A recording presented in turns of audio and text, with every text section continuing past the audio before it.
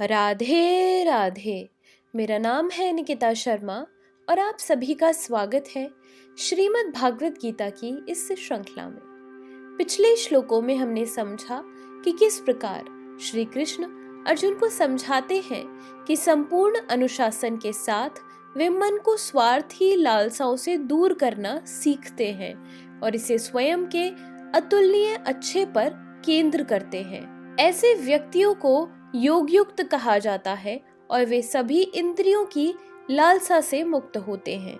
चलिए आज पढ़ते हैं अगले श्लोकों की ओर। श्रीमद् भागवत गीता के 6 अध्याय के 19वें श्लोक में कहा गया है, यथा दीपो निवातस्थो नेंगते सोपमा स्मृता योगिनो यत चित्तस्य युञ्जतो योगमात्मनः। अर्थात जिस प्रकार वायु रहित स्थान में दीपक हिलता डुलता नहीं, उसी तरह जिस योगी का मन वश में होता है वह आत्म तत्व के ध्यान में सदैव स्थिर रहता है। कृष्ण भावना भावित व्यक्ति अपने आराध्य देव के चिंतन में उसी प्रकार अविचलित रहता है जिस प्रकार वायु रहित स्थान में एक दीपक रहता है। 20वें, 21वें, 22वें और 23वें श्लोक में कहा गया है, यत्रो परमते चित्तम निरुद्धम योग सेवया यत्र चैवात्मनात्मानं पश्यान्तमनि तुष्यति सुखमात्यन्तिकं यत्तद् बुद्धि ग्राह्यतीन्द्रियं वेत्ति यत्र न चैवायं स्थितश्चलति तत्वतः यं लब्ध्वा चापरं लाभं मन्यते नाधिकं ततः यस्मिन् स्थितो न दुखेन गुरुणापि विचाल्यते तम विद्या दुख संयोग वियोगम योग संगितम। अर्थात सिद्धि की अवस्था में, जिसे समाधि कहते हैं, मनुष्य का मन योगाभ्यास के द्वारा भौतिक मानसिक क्रियाओं से परिपूर्ण संयमित हो जाता है। इस सिद्धि की विशेषता यह है कि मनुष्य शुद्ध मन से अपने को देख सकता है और अपने आप में आनंद उठा सकता है। उस आनंदमय स्थिति में वह दिव्य इंद्रियों द्वारा असीम दिव्य सुख में स्थित रहता है।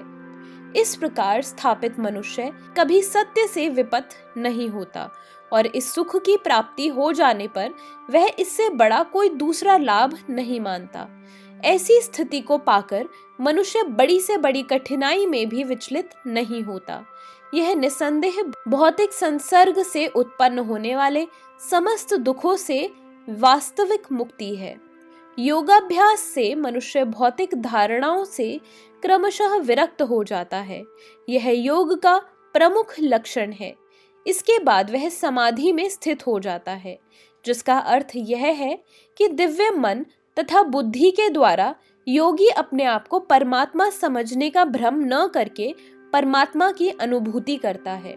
योगाभ्यास बहुत कुछ पतंजलि की पद्धति पर आधारित है। कुछ अप्रामाणिक भाष्यकार जीवात्मा तथा परमात्मा में अभेद स्थापित करने का प्रयास करते हैं और अद्वैतवादी इसे ही मुक्ति मानते हैं, किंतु वे पतंजलि की योग पद्धति के वास्तविक प्रयोजन को नहीं जानते। पतंजलि पद्धति में दिव्य आनंद को स्वीकार किया गया है, किंतु अद्वैतवादी इस दिव्य आनंद को स्वीकार नहीं करते, क्योंकि उन्हें भ्रम है कि इसमें कहीं उनके अद्वैतवाद में बाधा न उपस्थित हो जाए। अद्वैतवादी ज्ञान तथा ज्ञाता के द्वैत को नहीं मानते, किंतु इस श्लोक में दिव्य इंद्रियों द्वारा अनुभूत दिव्य आनंद को स्वीकार किया गया है। इसकी पुष्टि योग पद्धति के व्याख्याता पतंजलि मुनि ने की है। योग सूत्र में महर्षि कहते हैं, यह चिति शक्ति या अंतरंगा शक्ति दिव्य है। पुरुषार्थ का तात्पर्य धर्म, अर्थ, काम तथा अंत में परब्रह्म में तादात्म्य या मोक्ष है। अद्वैतवादी परब्रह्म से इस तादात्म्य को कैवल्यम कहते हैं, किंतु पतंजलि के अनुसार केवलम वह अंतरंगा या दिव्य शक्ति है जिसे जीवात्मा अपनी स्वाभाविक स्थिति से अवगत होता है। भगवान चैतन्य के शब्दों में यह अवस्था चेतो दर्पण मार्जनम अर्थात मुनि रूप मलिन दर्पण का मार्जन है, यानी शुद्धि है। यह मार्जन वास्तव में मुक्ति या भव महादावाग्नि निर्वापणम है। प्रारंभिक निर्माण सिद्धांत भी इसी नियम के समान है। भागवत में इसे स्वरूपेण व्यवस्थिति कहा गया है। भगवत गीता के इस श्लोक में भी इसी की पुष्टि हुई है। निर्वाण के बाद आध्यात्मिक कार्यकलापों की यह भगवत भक्ति की अभिव्यक्ति होती है, जिसे कृष्ण भावनामृत कहते हैं। भागवत के शब्दों में स्वरूपेण व्यवस्थिति ही जीवात्मा का वास्तविक जीवन यही है। भौतिक दूषण से आध्यात्मिक जीवन के कलमश युक्त होने की अवस्था माया है। इस भौतिक दूषण से मुक्ति का अभिप्राय जीवात्मा की मूल दिव्य स्थिति का विनाश नहीं है। पतंजलि भी इसकी पुष्टि इन शब्दों से करते हैं, केवल्यम स्वरूप प्रतिष्ठा वा चिति शक्ति रीति। यह चिति शक्ति या दिव्य आनंद ही वास्तविक जीवन है। इसका अनुमोदन वेदांत सूत्र में इस प्रकार हुआ है, यह चिति शक्ति आनंदमयो अभ्यासात। यह चिति शक्ति ही योग का परम लक्ष्य है और भक्ति योग द्वारा इसे सरलता से प्राप्त किया जाता है।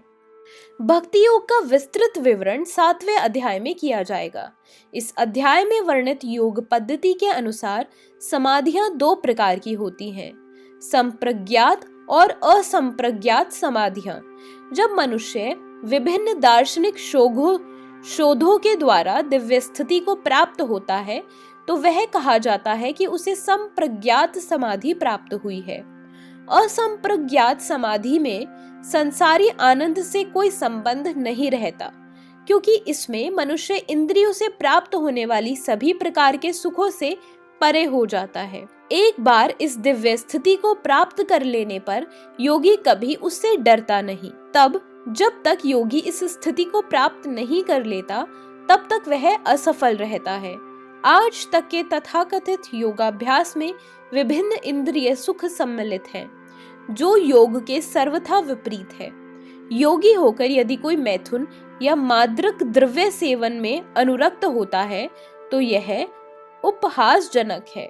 यहाँ तक कि जो योगी योग की सिद्धियों के प्रति आकृष्ट रहते हैं, वे भी योग में आरूढ़ नहीं कहे जा सकते। यदि योगी जन योग की आनुषंगिक वस्तुओं के प्रति आकृष्ट हैं, तो उन्हें सिद्ध अवस्था को प्राप्त हुआ नहीं कहा जा सकता, जैसा कि इस श्लोक में कहा गया है।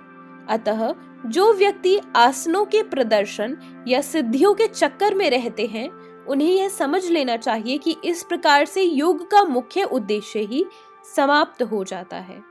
इस योग में योग की सर्वोत्तम पद्धति कृष्ण भावनामृत है, जो निराशा उत्पन्न करने वाली नहीं है।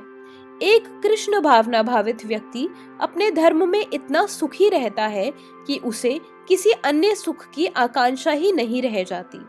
इस दंभ प्रधान युग में हठ योग, ध्यान योग तथा ज्ञान योग का अभ्यास करते हुए अनेक अवरोध आ सकते हैं, किंतु कर्म योग या भक्ति योग के पालन में ऐसी समस्याएं सामने नहीं आती। जब तक यह शरीर रहता है, तब तक शरीर की आवश्यकताओं, आहार, निद्रा, भय तथा मैथुन को पूरा करना होता है। किंतु जो व्यक्ति शुद्ध भक्ति योग में अथवा कृष्ण भावनामृत में स्थित होता है, वह शरीर की आवश्यकताओं की पूर्ति करते समय इंद्रियों को उत्तेजित नहीं करता। प्रत्युक्त वह घाटे के सौदे का सर्वोत्तम उपयोग करके जीवन की न्यूनतम आवश्यकताओं को स्वीकार करता है और कृष्ण भावनामृत में दिव्य सुख भोगता है।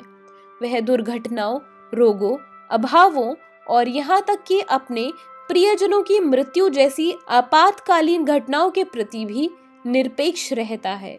किंतु कृष्ण भावनामृत या भक्ति योग संबंधी अपने कर्मों को पूरा करने में वह सदैव सचेष्ट रहता है। दुर्घटनाएं उसे कर्तव्य पथ से विचलित नहीं कर पाती। जैसा कि भगवत गीता में कहा गया है, वह इन प्रासंगिक घटनाओं को सहता है, क्योंकि वह यह भली भांति जानता है कि ये घटनाएं ऐसी ही आती जाती रहती हैं और उनसे अपने कर्तव्य पर कोई प्रभाव नहीं पड़ता। इस प्रकार वह योगाभ्यास में परम सिद्धि प्राप्त करता है। तो इसी के साथ हमारे आज के श्लोकों की वीडियो समाप्त होती है। अगर आप सभी लोग श्रीमद् भागवत गीता की इस श्रृंखला में हमारे साथ हैं, तो हमें अपने विचार कमेंट सेक्शन में जरूर बताएं और इस वीडियो को अपने परिवारजनों और मित्रगणों के साथ जरूर शेयर करें। तो चलिए मिलते हैं अगले श्लोकों के साथ एक नई वीडियो में।